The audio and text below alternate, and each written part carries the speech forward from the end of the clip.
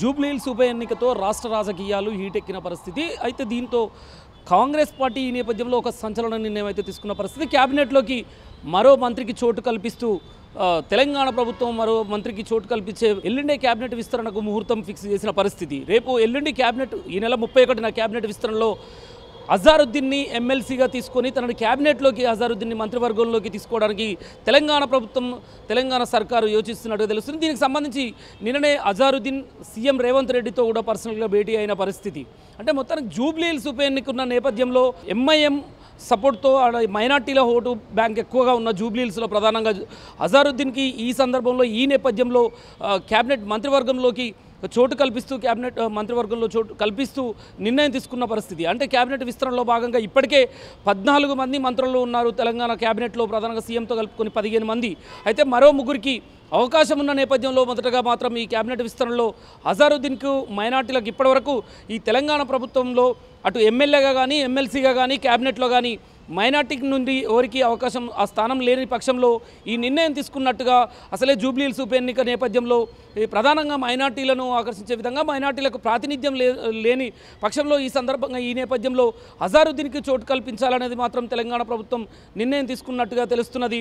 రేపు ఎల్లుండి మాత్రమే ప్రమాణ స్వీకారం చేసే అవకాశం ఉన్నది. అసలే ఎమ్మెల్సీగా అంటే ఈ జూబ్లీహిల్స్ ఉప ఎన్నికకు ముందే తనను ఎమ్మెల్యే అభ్యర్థిగా ప్రకటించే విషయంలో అజారుద్దీన్ పేరు పరిగణలోకి తీసుకోవాలని అనేక మార్లు అంటే గతంలో జూబ్లీహిల్స్ నుండి కూడా పోటీ చేసిన అజారుద్దీన్కే టికెట్ వస్తుందని ఆశించిన నేపథ్యంలో తనని ఎమ్మెల్సీగా తీసుకుంటామని ప్రభుత్వం కాంగ్రెస్ ప్రభుత్వం తెలంగాణలో ఆలోచించి నవీన్ యాదవ్కు ఎమ్మెల్యే అభ్యర్థిగా జూబ్లీహిల్స్ నుండి నిలబెట్టిన పరిస్థితి.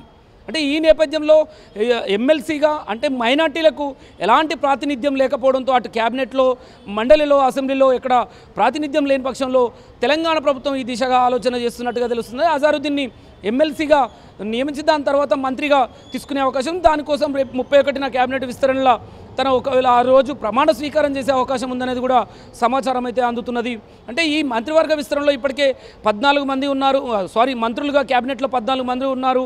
అందులో మరో ముగ్గురికి అవకాశం ఉన్నది. ఈ నేపథ్యంలో అజారుద్దీన్ని తీసుకొని మరో 2 స్థానాలు ఉంటాయి. అంటే మొత్తానికి తెలంగాణలో 119 స్థానాలు, 119 మంది ఎమ్మెల్యేలలో 15% వరకు మంత్రివర్గంలోకి తీసుకోవాలని ఏదైతే ఉందో దాని ప్రకారం ఇప్పటికే 14 మందిని మంత్రివర్గంలో మంత్రులుగా ఉన్నారు. మరో 4గురికి అవకాశం ఉన్న నేపథ్యంలో అంటే సీఎంతో కలిపి మొత్తం 18 మంది తీసుకోవచ్చు. ఈ నేపథ్యంలో ఇప్పటికి 14 మంది ఉన్నారు, తనతో 15 మంది అవకాశం, అజారుద్దీన్తో 15 మంది మంత్రులు అవుతారు క్యాబినెట్లో.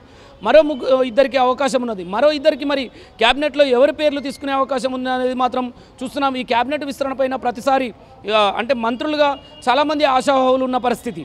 అటు సుదర్శన్ రెడ్డి నిజామాబాద్ నుంచి కాంగ్రెస్ పార్టీ సీనియర్ నాయకులు ఉన్నారు. అలానే రాజగోపాల్ రెడ్డి కూడా నాకు మంత్రివర్గంలో చోటు కల్పించాలని పదే రాజగోపాల్ రెడ్డి కూడా ఏకంగా డైరెక్ట్ అధిష్టానం దృష్టిలో డైరెక్ట్ స్టేట్మెంట్లు ఇచ్చిన పరిస్థితిని చూస్తున్నాము.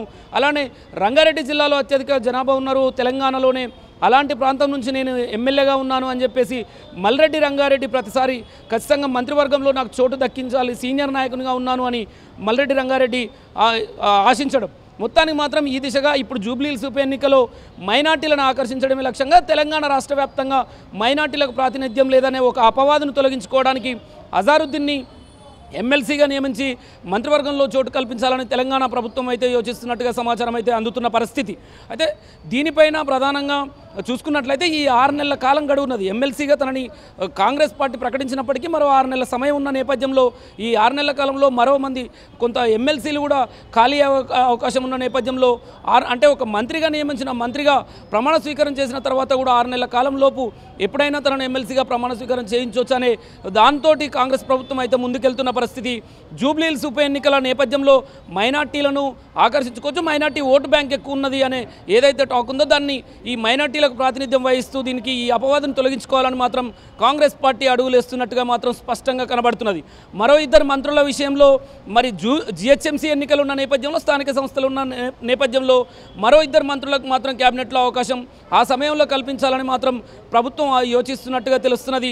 ఇప్పటికైతే అజారుద్దీన్ని రేపు 31 క్యాబినెట్ విస్తరణ సందర్భంగా తనకి మంత్రిపద వర్గంలోకి తీసుకోవాలని మాత్రం తెలంగాణ ప్రభుత్వం యోచిస్తున్నట్టుగా సమాచారం అయితే అందుతున్నది. రేపు 31 నాడే తను ఒకవేళ ప్రమాణ స్వీకారం ప్రకారం చేసినట్టయితే జూబ్లీ హిల్స్ ఉప ఎన్నికల నేపథ్యంలో జూబ్లీ హిల్స్ ఉప ఎన్నిక నవంబర్ 11న ఉంది కనుక ఇప్పటికే మైనార్టీల ఓట్లని ఆకర్షించాలి అని అంటే మాత్రం ఇలాంటి నిర్ణయం తీసుకోక తప్పదనేది ప్రభుత్వం అటు కేంద్ర స్థానం కూడా ఆలోచించిన నేపథ్యంలో అజారుద్దీన్ పేరు మాత్రం పరిశీలించి రేపు క్యాబినెట్లో తీసుకునే అవకాశం ఉందనేది మాత్రం స్పష్టంగా అర్థమవుతున్నది. కెమెరా పర్సన్ వెంకట్తో శేఖర్, గాంధీ భవన్ నుండి.